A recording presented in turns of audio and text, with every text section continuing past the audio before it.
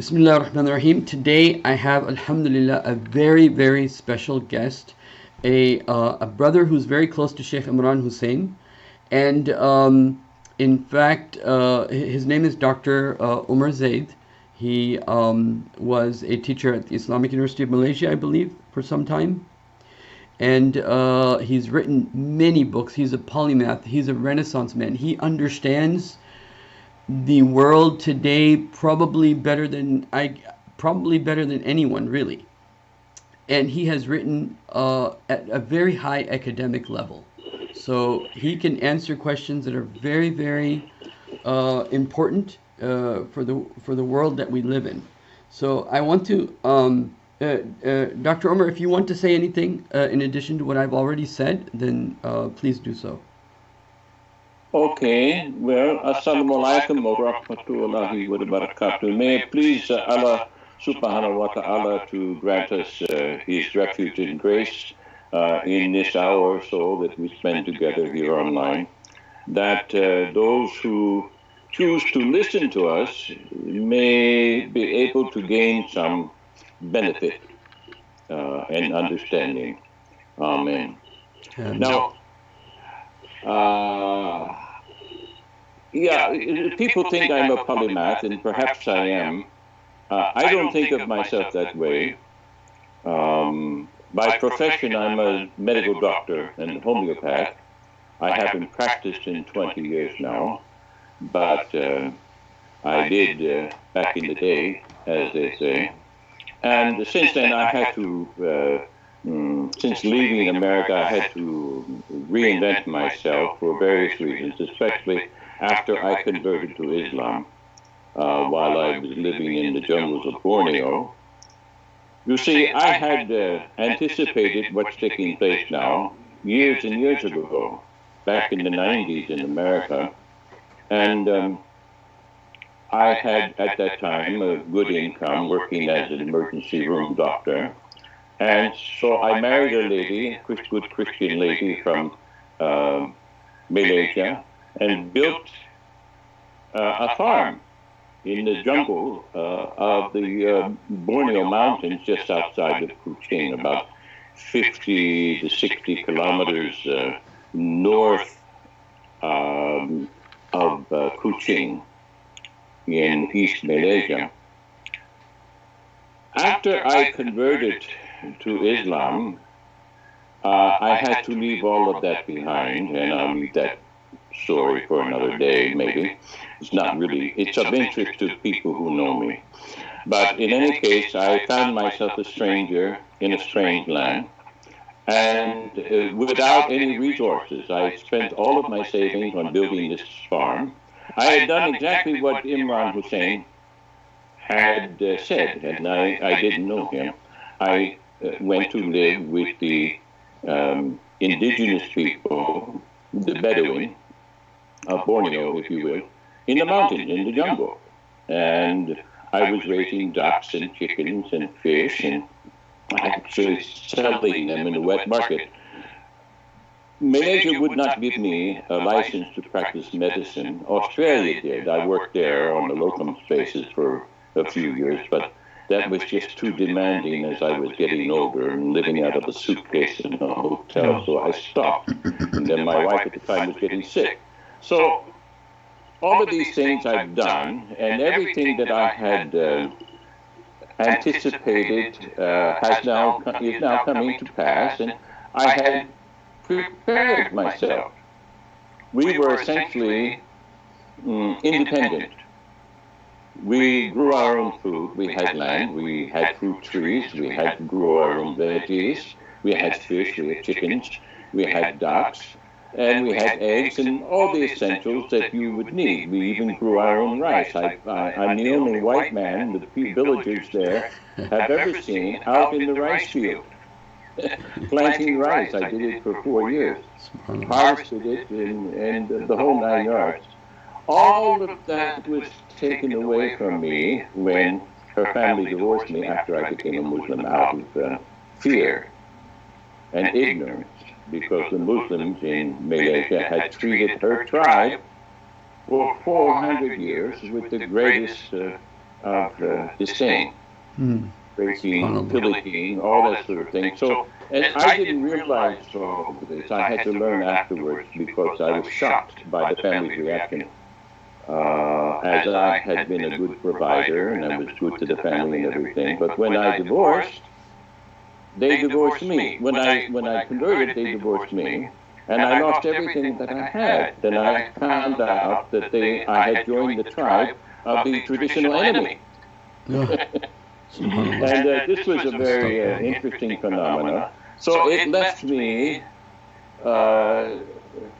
damn near penniless and friendless in a strange country. And by then, my medical license and everything had run out back in the States. And I had no intention of going back to the States anyway. I was a true expat. So I had to remake myself. And at that time, while I was farming, and after a certain incident that happened during I was a bit of a Christian missionary, and I was thrown out of the church for teaching the truth about Christmas and whatnot. So I began to investigate this whole business a bit more seriously after that took place, and I began writing the book. And I remember my wife coming to look at me, my wife at the time before we had separated, and before my conversion, she came to look at the computer screen and was terrified by what I was writing. She had been a Christian missionary. So these things which I was discovering, I put into a book called Trinity, The Metamorphosis of Myth. And after I lost everything, I had to earn a living somehow. And a kind gentleman from Kuala Lumpur came across my work online. I was trying to get it published. And he promised to publish it as long as I joined him and worked up. But what he wanted to do was actually enslave me. And I said, no, I don't want to work at those rates. I'll do piecework for you. Editing is what he was asking me to do.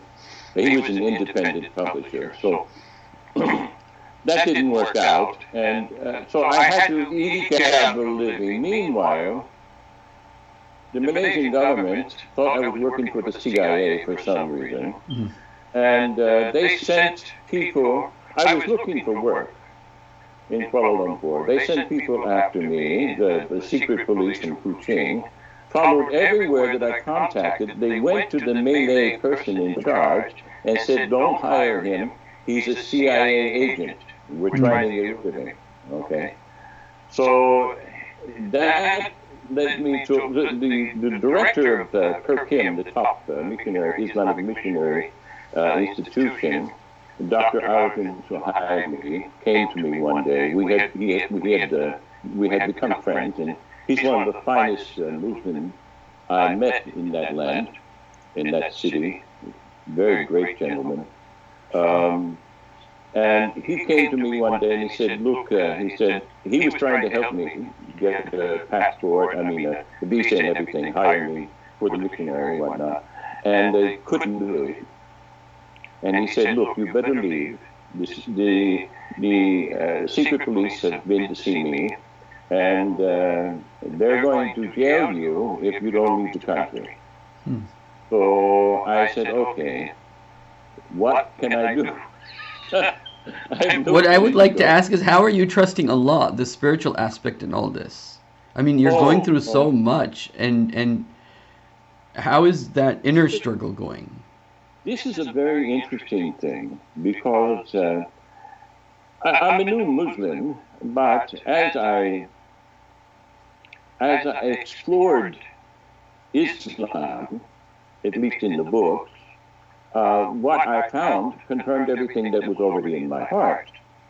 So this thing that people call fitra and hidayah were blossoming in me. And mind you, I'm not a classical Islamic scholar. So if you throw all these Arabic terms at me, I'll probably get lost and a bit flustered.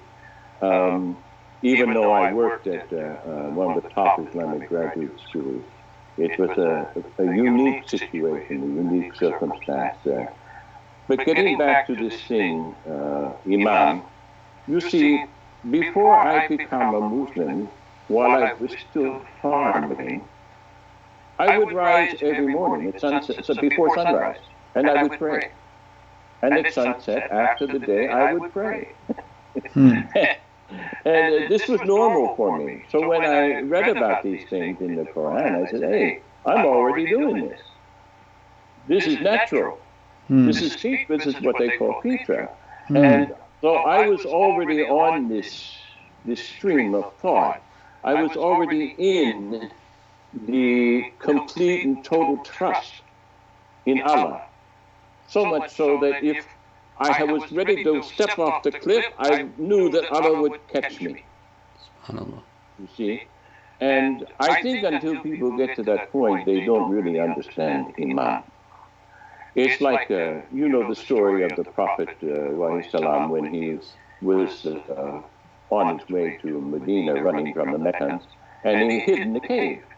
Well, he didn't make any plans for that. He found the cave and lo and behold, the spider weaves a web. Well, this is what Allah does. Okay? Allah has done this for me repeatedly. I have many stories like that.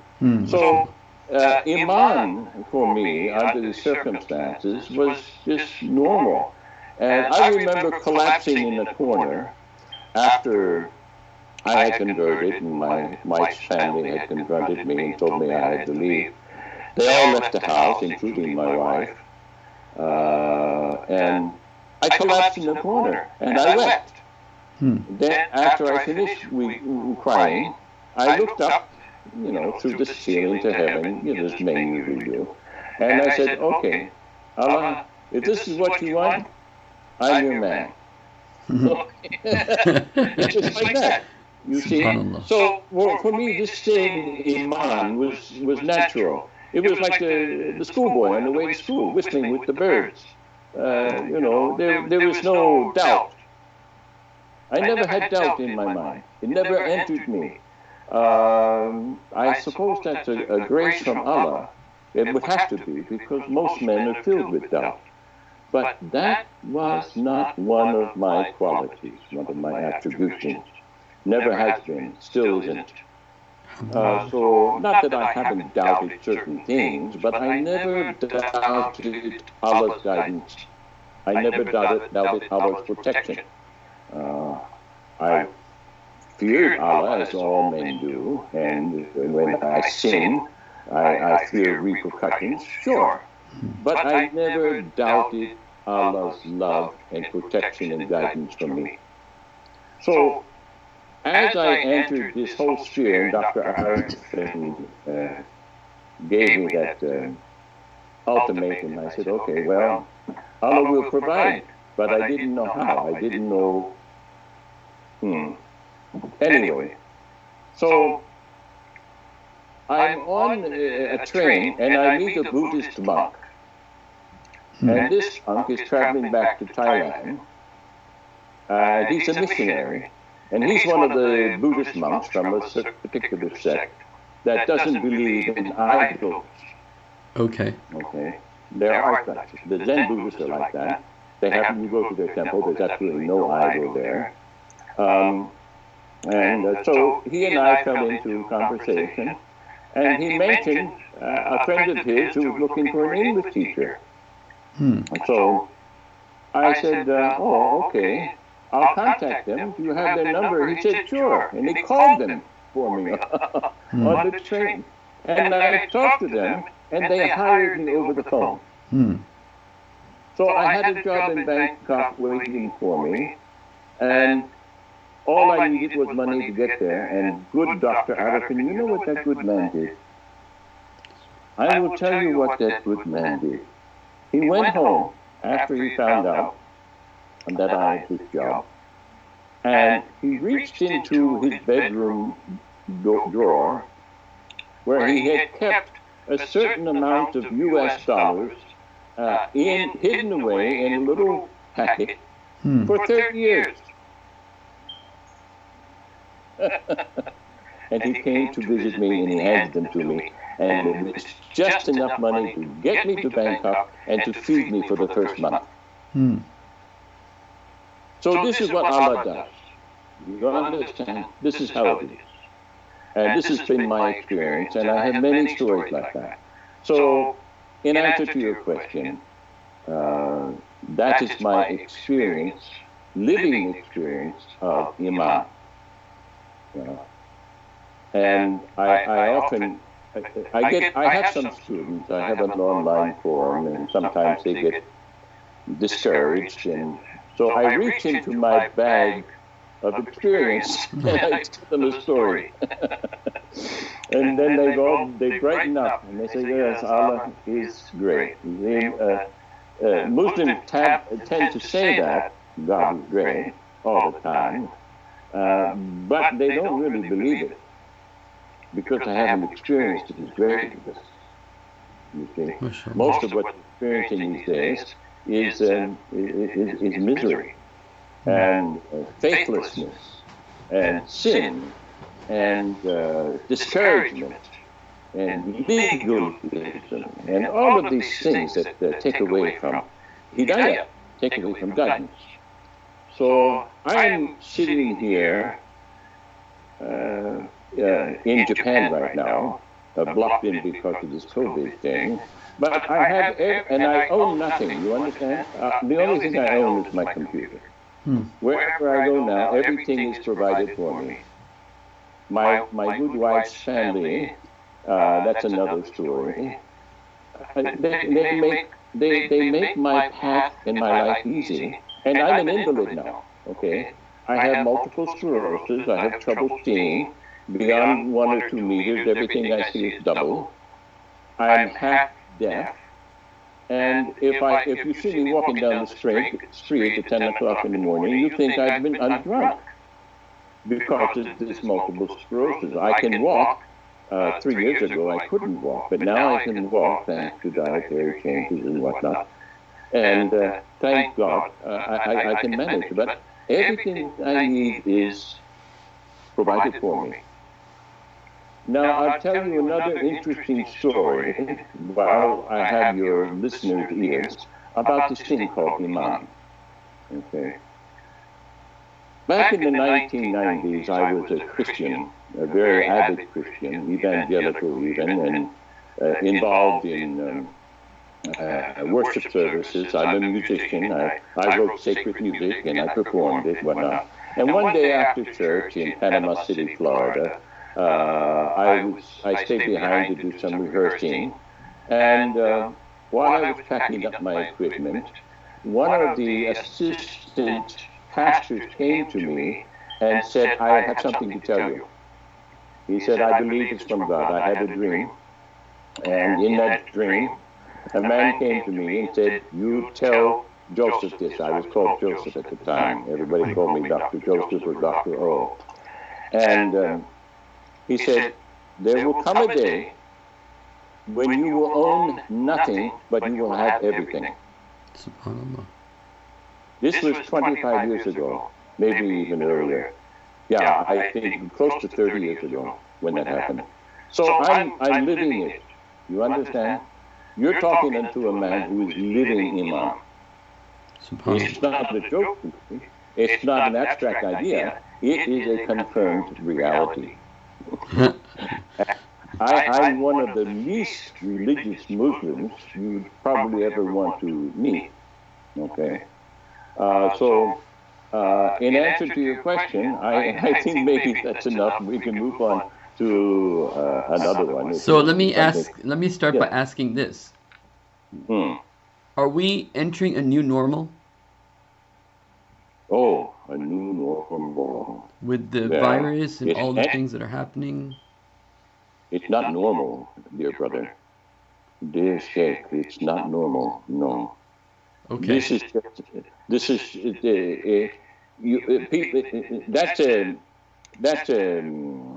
what they call a thelemic turn, new normal, okay? It's a lie.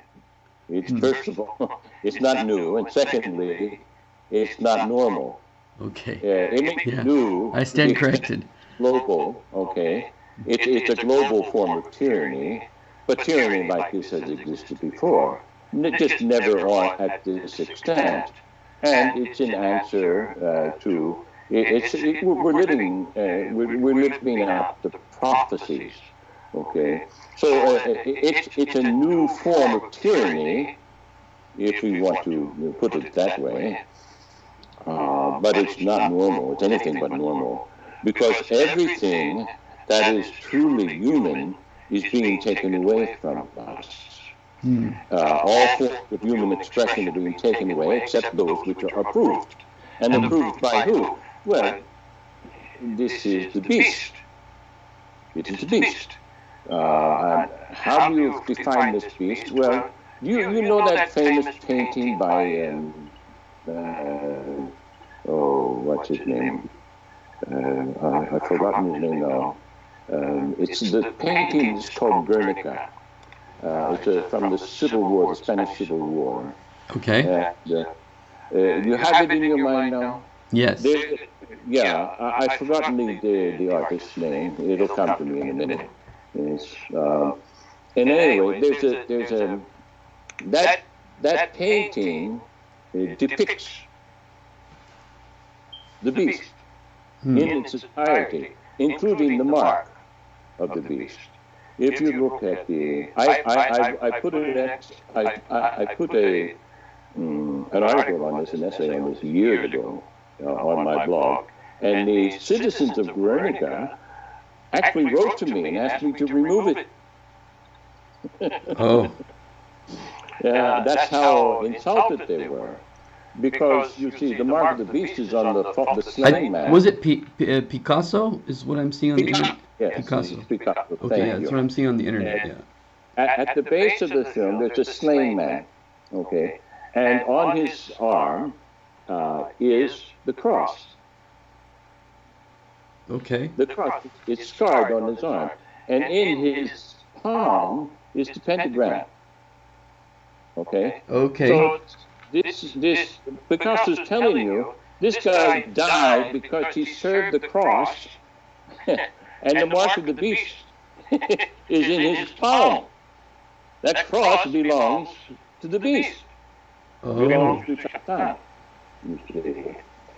Picasso was telling us this. And at the top of the painting, there is this lamp. Yeah, the eye. Like yeah. silver, you remember? It's an eye. Yeah. It's the eye. It's the eye of the beast. And over, then you see the Madonna and the child. Let me show our viewers this picture so that they're clear about this too. Yes, they're very clear about it. And if you look over to that you see, there's a lady also in the middle. She's just been murdered by the war activities, and an angel is picking her up, picking her spirit up, and delivering her to heaven, and is pointing to a prophetic image that is in the beast, that is in the picture which is right now. And behind that woman is a man being fed into a furnace with teeth. All of it is there. It's not just about war. Picasso is telling us who is responsible and what they are doing. He knew. Okay. So this, you should look this up on my website, because I've explained it there in some detail. Yeah, very interesting. And so what's happening is that the beast has become exactly what Scripture said it's going to be. And it's so all-encompassing, it's so powerful, it cannot be fought against. Okay? You cannot win a battle against these things. No one can. Unless they're given a license by Allah to assault the beast.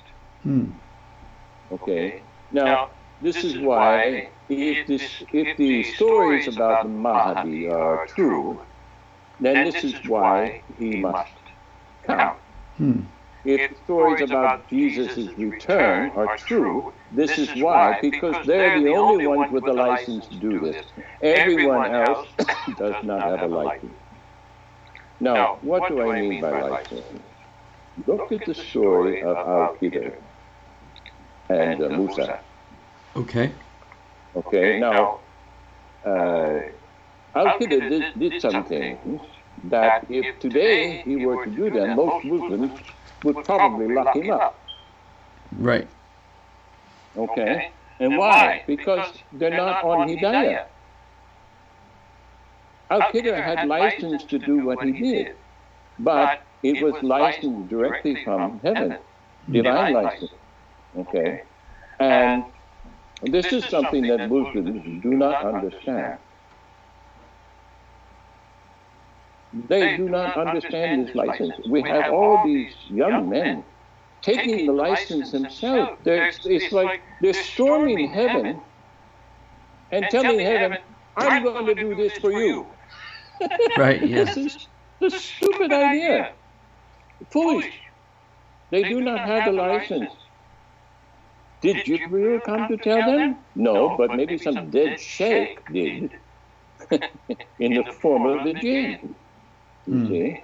And he said, you are special, you have a license, let's do this. And then they're, because they're not on Hidayah, because they do not understand Imam, and there's a lack of leadership.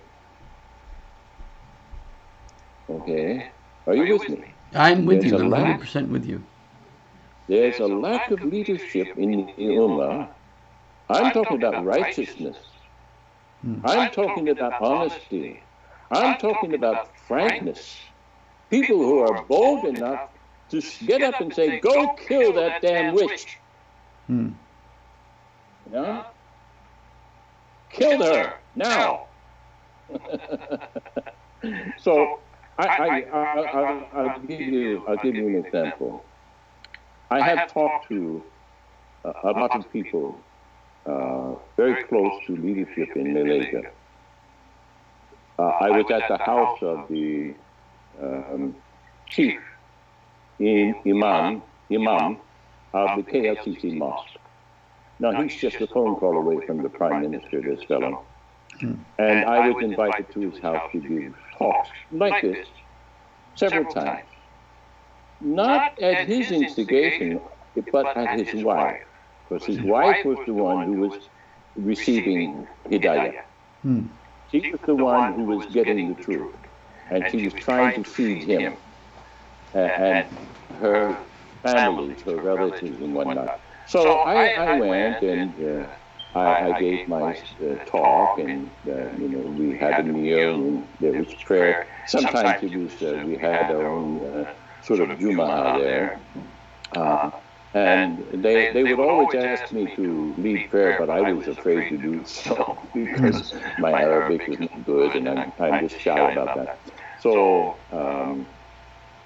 after everybody had left, he and two of his relatives, I don't know if they were sons or nephews, came to me and they brought a woman, and they had a problem, and they wanted my advice. Why my advice? I don't know. To this day, I don't know, but they asked me. And here's what the situation was. I want to give you an example of how terrible Muslim leadership really is. This woman had been divorced by her husband, who kept their children. Now, this was the imam's niece, okay, daughter of one of the men standing with me. And these were all people in the know. One step, two steps away from the Prime Minister's office, okay, in Malaysia, all of them. They're asking me, what to do? And so I said, okay, what's the problem? Why the divorce and everything? And then the woman spoke up, and she said, he's having sex with my children. And I confronted him with this, and he divorced her. Okay, he kept the children, threw her out. So they want to know what to do. And I said, well, have you taken this to the courts? And they said, yeah, he owns the courts. And I said, well, then you have to kill him. Oh my God! Oh my! You might have thought that I was Iblis himself. No, you have to kill a man like that. If there is no recourse, then you have to do it yourself. And I said, you have to do it. And if you don't have the courage to do it yourself, at least pay some mafioso who does. Waylay him in the back alley, put a bullet in the back of his skull, and have done with the problem. Yeah? And if you don't do that, I said, you find this lady another husband in another country. Get her out of here and get her new children. Okay? There's nothing else can be done. Shot. Okay? Now, these are all Muslim leaders. Okay? The courts are Muslim. The country is run by Muslims. And they are protecting the creature. Okay? And suffering the innocents to be violated like that. And everybody knows about it. And nobody does nothing.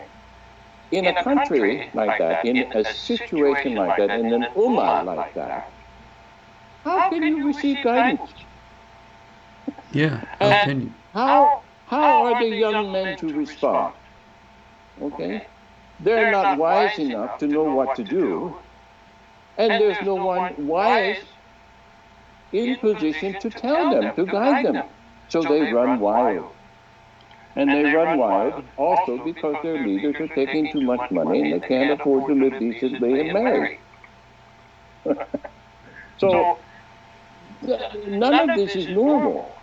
And so now you say, oh, a new normal? No, this is not normal. It's already abnormal. It's going to get worse. It's only going to get worse.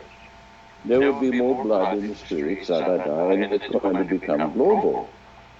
Dr. Omar, do you have a timeline in mind of the coming events, or do we have a timeline? Is there, or are we not looking at a timeline? Are we moving forward looking at a timeline, or are we moving forward not looking at a timeline?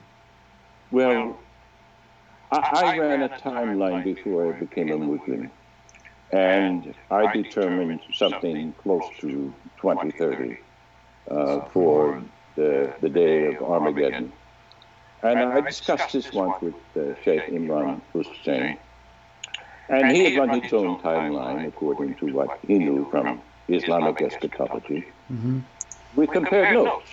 Yeah. I came up with 2030, he came up with about 2028. So we were very close. Okay.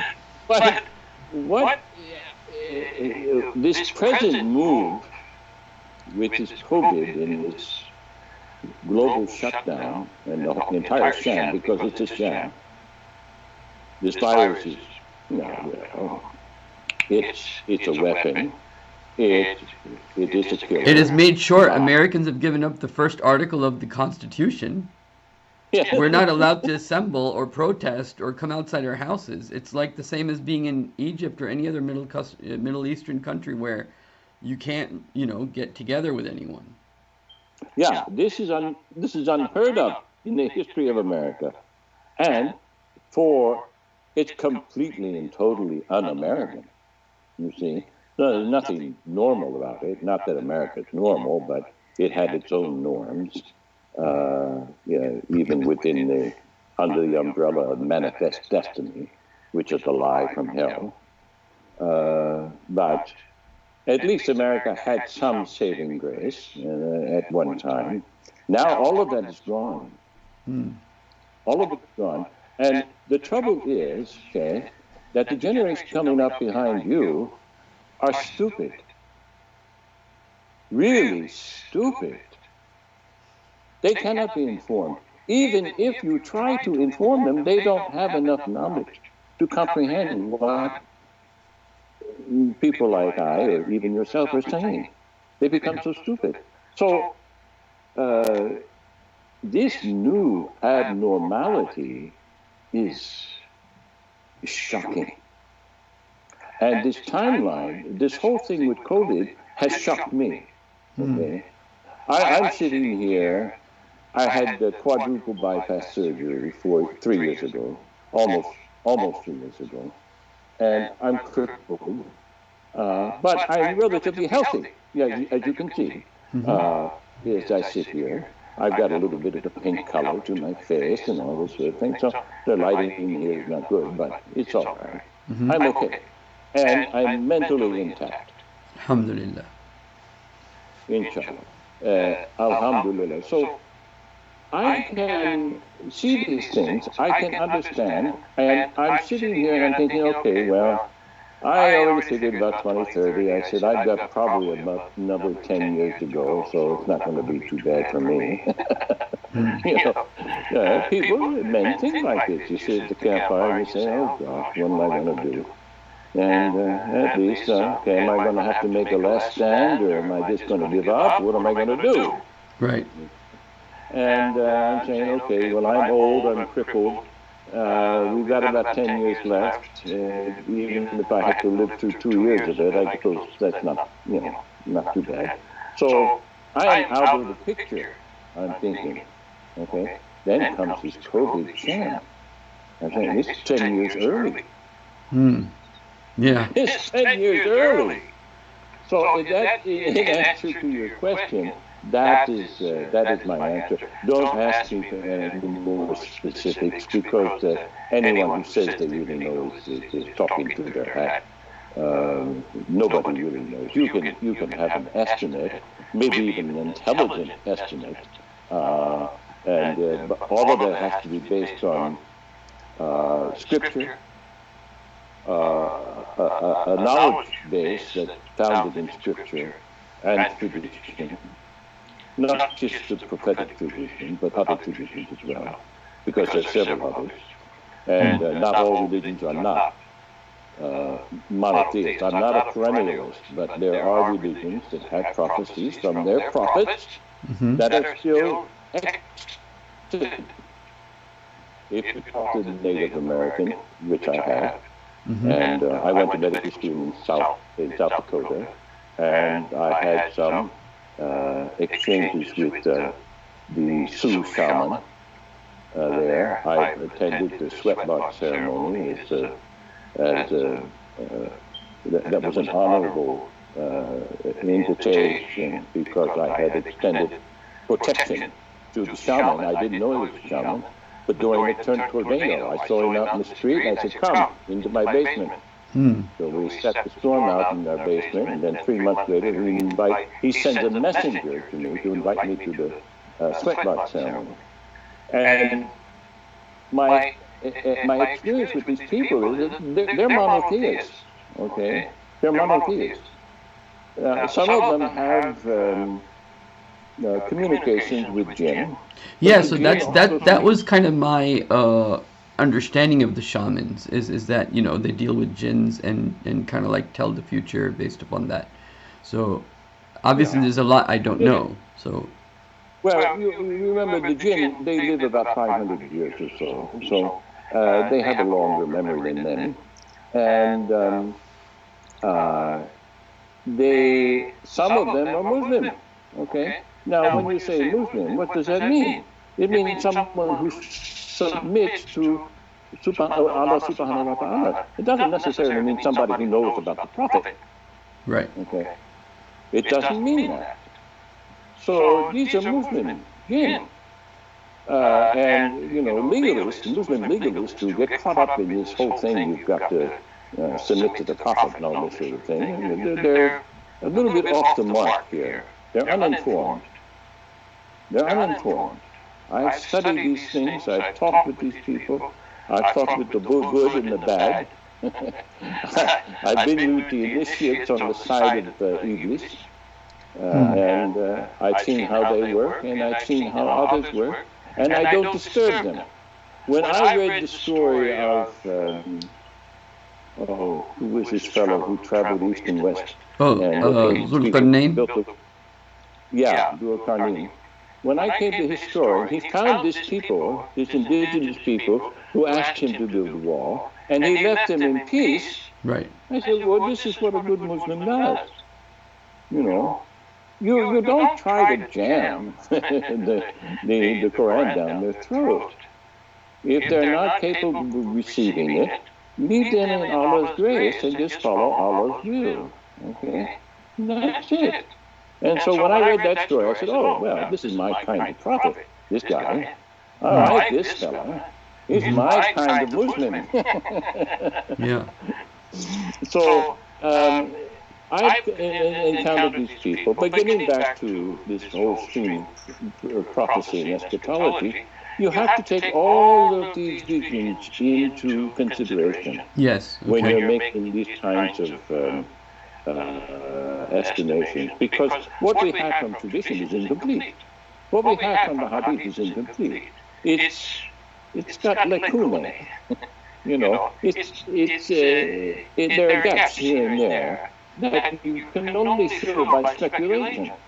But when you add knowledge from other sources, which is why the Quran says go out, and the Prophet says go out and seek knowledge everywhere. Okay, and he didn't say go out and convert everybody and take their government. He said go out and seek knowledge. Okay. Look, the first person to circumnavigate the world that we know of was a Muslim. And he worked for the Chinese emperor. Okay, I've forgotten his name, but he did this way before Columbus did. Okay, and we know that you know there's things like this have been going on. The first samurai was a Muslim. So, and he was a black man to boot. So this kind of thing, they didn't go. The samurai didn't go to try and take over Japan. You know, he was like Prophet Dawood, who was in the service of a Philistine king, hiding from King Saul, who was trying to kill him for 20 years. Yeah. He didn't try to convert the king. He served him. And that's what these Muslims do. So when you go out to seek knowledge, you learn from them, and you don't just sit down and have a campfire talk. You've got to hang out there for years. Yeah. You've got to hang with these people for years. You've got to read their literature. You've got to speak their language. You've got to understand their metaphysics. And that's what the first Muslim scholars used to do. Right. They used to do this. Yeah. I've met many Muslim scholars that, you know, they speak their native tongue and they speak Arabic, and, you know, that's all. That's all. It's not enough. It's insular. Okay. They isolate themselves from the world and then think they're going to be the world's savior. Oh my God! Please. Yeah. No, I hope I'm not outraging. No. It obviously makes sense. And, you know, I'm here in Buffalo and we talk about doing da'wah. And so, you know, we're always talking about the fact that da'wah has to be done with the people that are actually part of the hood, so to say, you know. Yes. I'm doing da'wah in my wife's village. Okay. I'm the only Muslim there. And most of the people in that Thai village, they're all Buddhists. And you can think of them as good Catholics.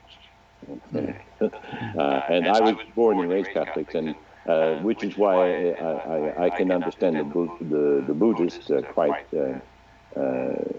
easily, because they're very similar. Their rituals are very much the same. They light candles, they bow to the statues of the saints and all this. Right, yeah. So I'm in this village, and they're all deathly afraid of Muslims because of what's going on 4 years now in the south of the country, thanks to British Israelism and CIA influence. The insurgencies taking place there. I was invited to join them, but that's another story when I was in Malaysia. Anyway, getting back to da'wah. So People say, well, what are you doing for dawah? I said, I'm taking care of my wife. And I'm being an honorable husband and an honorable provider. And I'm not setting down any bad examples for these people. So that when I leave and they find out I'm a Muslim, I was a Muslim, they're going to say, oh my God, that's a Muslim? Yeah. Now, some of my closest neighbors, they can hear me when I pray, if they're up early enough, and some of them are. My house is right next to a Buddhist temple. Right next to a Buddhist temple. I can hear the monks chanting in the morning. And otherwise during the day. So my form of da'wah is adjusted to their circumstance. That circumstance. Right. And that circumstance is that Allah has provided for me in my old age. I'm helpless. But I'm a stranger in a strange land, completely dependent upon my wife and her family. My wife converted, of course, but she didn't tell anybody. It's all on what they call the Freemason say the QT. It's all on the quiet. Okay. So let me ask you some questions about the. Obviously, I made a mistake saying the new normal, but taking the same theme forward. Are the power structures in the world, do they oppose one another, or are they on the same page? My reading of the Quran seemed to be that even though they're on the same page, but they're not on the same page, kind of thing. Can you elaborate more about are the Freemasons or whoever are controlling things? Is it real control or is it influence? That's the first question. Second is, are they united or are they divided within? Okay. This is a very good question, and it will take a little bit of time to answer. Okay. Knowing as we know how men are, and that we are, unless we are held accountable by our fellows and by our women, okay, and families, we tend to lean towards the shadow, what is called the shadow in psychiatric terms, the lower nature, the unredeemed nature. Yeah, Carl Jung used that term. Yeah, Jung used that term. Jung, yeah. I really like Jung. I don't know what your opinion is about Carl Jung, but I really like him. I like him. I trust some of his conclusions, but without revelation, they're incomplete. Okay? Right, of course. Jung was a bit of a ladies' man as well. So he like the other fellow, the other psychiatrist, what's his name? Freud, yeah. They practiced a bit what they preached, you see. They believed in a certain sexual liberty, and they practiced it. And they even forced it upon their wives to a greater or lesser degree. Either the wife participated or she had to tolerate it. Okay. This is part of the Frankist movement, the Sabbatean movement, but this goes way, way back to shadow governments during the days of the mystery religion. And I'm just introducing those concepts because we can go into them as time goes on, and probably another session. Yeah, we'll have to do another session because we're just like scratching the surface here. Yeah, we're scratching the surface. But let me put it to you this way. The leaders, the men who have chosen evil to serve evil, to service their shadow out of idiocentric interests, selfish interests, the Quran calls them the selfish people, they have always been completely and totally selfish. So even if they're serving a principality that's been put in position by Iblis in China or Japan or wherever, in Afghanistan, they still want to box each other for power. You see, that has been the traditional way. So war upon war upon war, over the centuries, and anybody who wants to conquer the world is nuts. Okay, but normal people don't think like this. Men do not think like this. Normal people who are subject to fitra and hidayah do not think like this. No man in their right mind wants to conquer the mind, conquer the world. Conquer the mind, yes, but conquer the world, no. No, not at all. What happened is all these thousands of years, and it's only the present age, this Holocene period is only about 10 to 12,000 years long, so it's only a couple of weeks in the eyes, in the divine eye, because 1,000 years is only one day for Allah subhanahu wa ta'ala. One day. So this present period is only 12 days old, not even 2 weeks. So let's just say for 11,700 years of that period, men have been boxing each other over their shadows. Suddenly, under the influence of pseudo-Sufis and Shiite cults out of the Middle East and Jewish cults out of the Middle East, an old system that guided the assassins of Hassan al-Sabah, right? Okay, was resurrected by Adam Weishaupt under the direction of and financed by the Jewish financiers of the day, the Frankfurt Group, and the people like the Rothschilds. And they joined forces with the academics. Weishaupt was a Jesuit. Okay, the Jesuits were founded by Moranos Jews. That's now an established fact. They've been trying to hide it for years and years, but the definitive paper was just written a few years ago, proving that the Moranos founded the Jesuits, and that Loyola was in fact a Jew, a Moranos Jew. And so the Jesuits intellectuals joined with the Jewish just so that my audience understands, in case they haven't looked at this, Jesuits are like a sub-branch of Catholics, correct? Yes. And they're kind of like the mystical aspect, or they have a certain mystical, I guess. They do. They have this mystical element, this metaphysical element, and this element dates back to the Mother Goddess. All of this dates back to the Mother Goddess in Anatolia. And that dates back to Kali in India. Okay. From the Hindu. Okay, yeah. Okay. So I'll explain that stream. I'm writing about this now. I'm putting it all together in a couple of essays. And this stream is continuous. It's been continuous. It came together as a triumvirate in the 18th century. And this triumvirate was eventually called the Illuminati. Okay. Now, the historians would like to say, oh, they just faded away into nothingness after about 50 years or so. But that's not the case.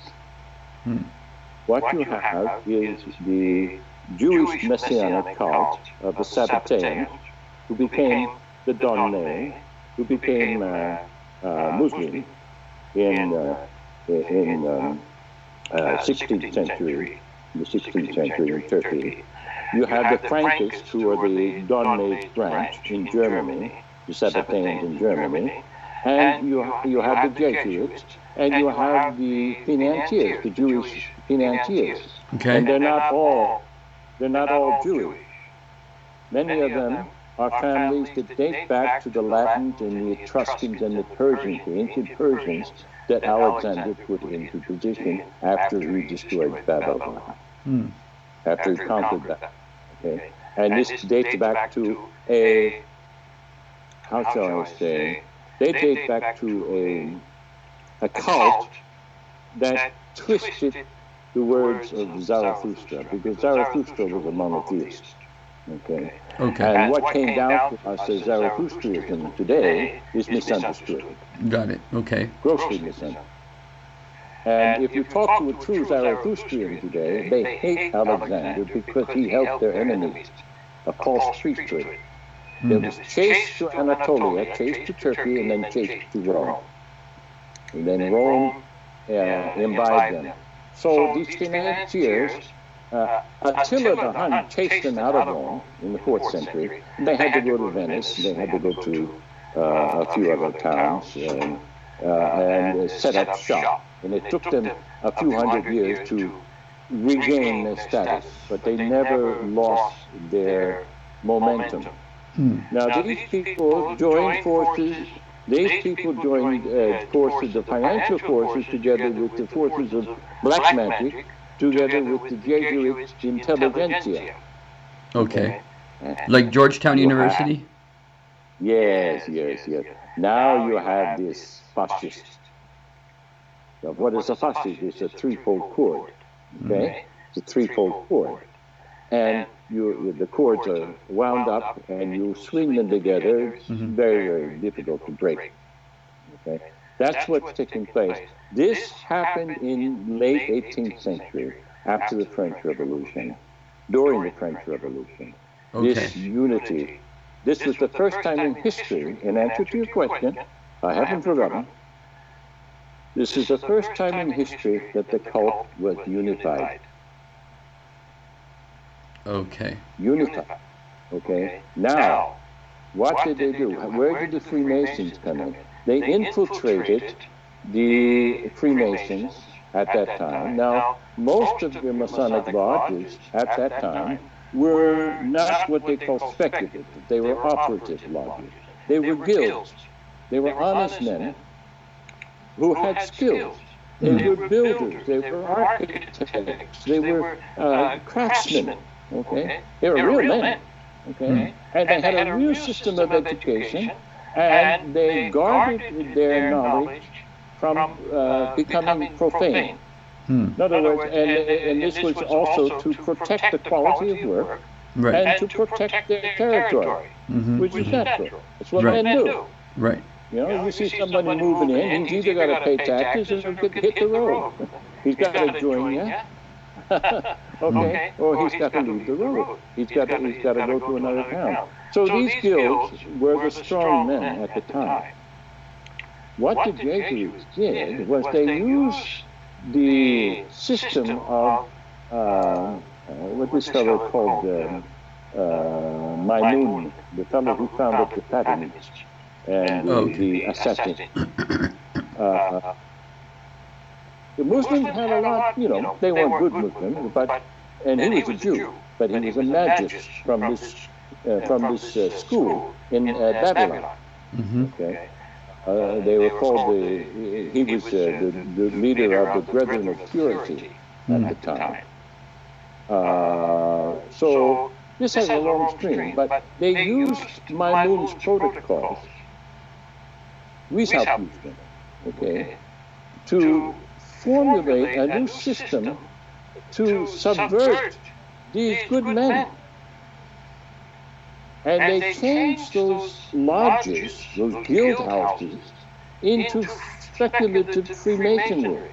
And then they got the spoiled aristocrats to join them. Now, before this time, Masons existed, but they didn't have any aristocracy. They were their own aristocracy. Kings and dukes and earls did not mix with craftsmen. Okay, no more than they would mix with somebody, a merchant. It just wasn't done.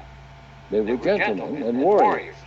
Warriors don't do that thing, those sorts of things. Okay, they hire people to do that for them, or you work for me out of a sense of honor and obligation. Okay. But after this triumvirate, this fascist was formed,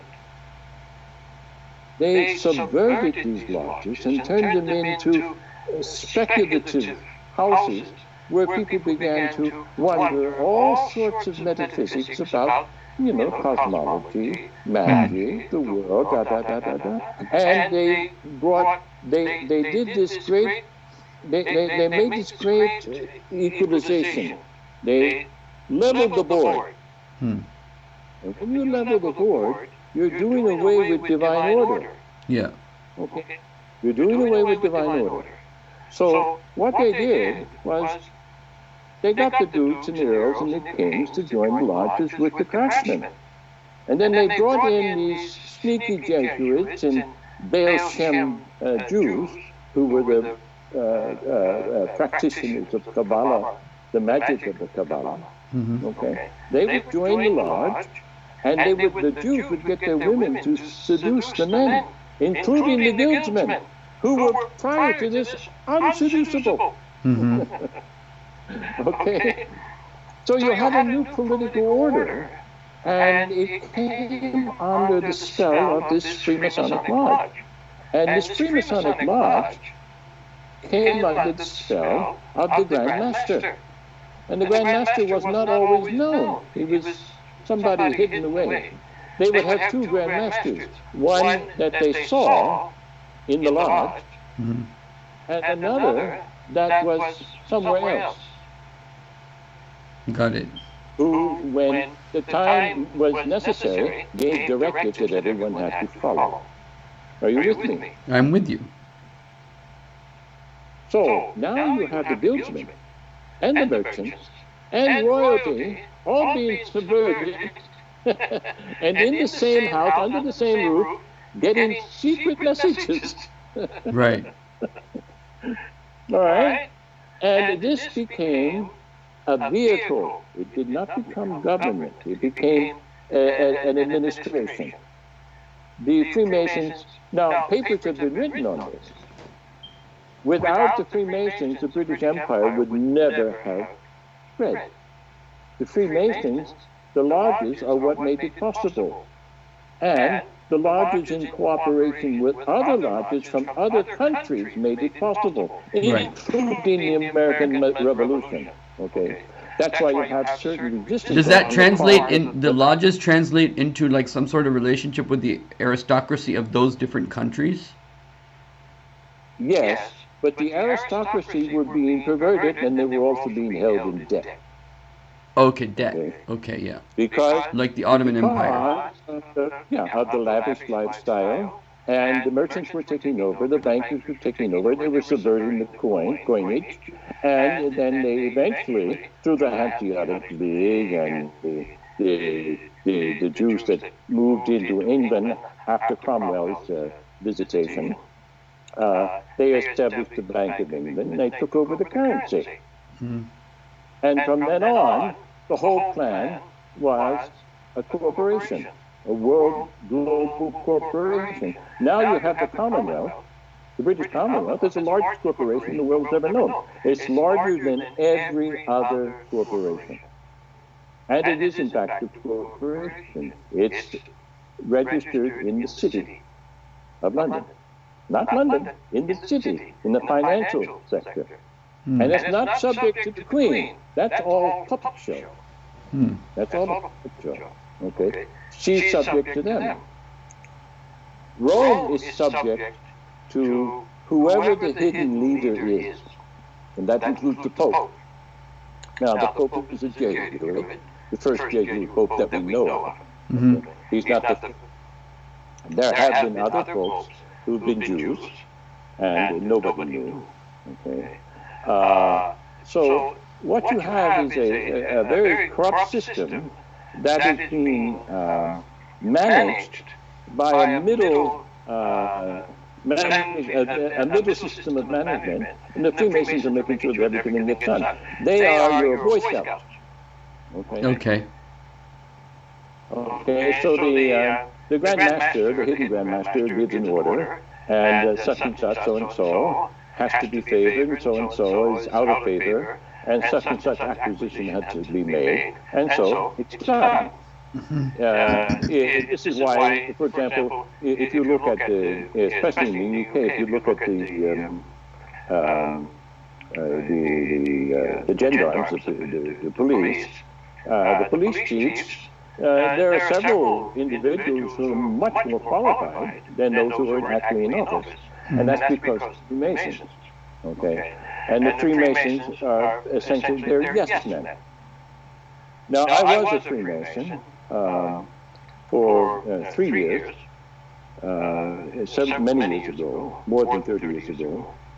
And I met some of the 33rd degree Freemasons. I was invited to join by a 33rd degree Freemason who went to Washington to advise the president, the office of the president, on certain matters of security that had to do with the geo satellite that is headquartered in Sioux Falls, South Dakota.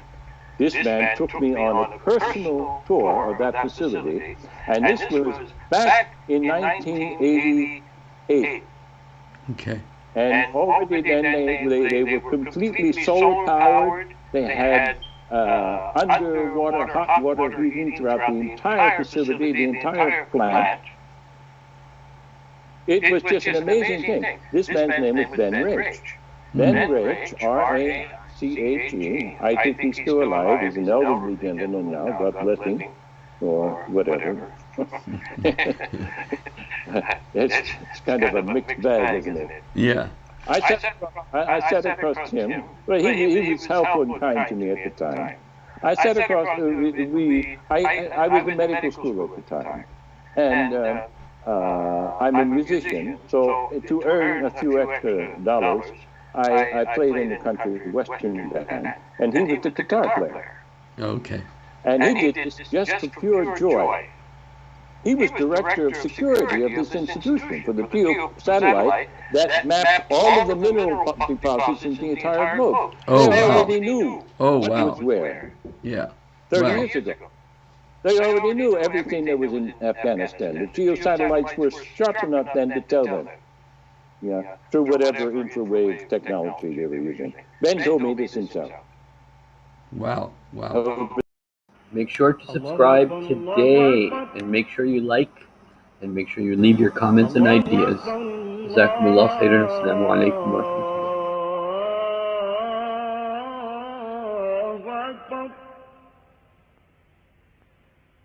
أشهد أن لا إله إلا الله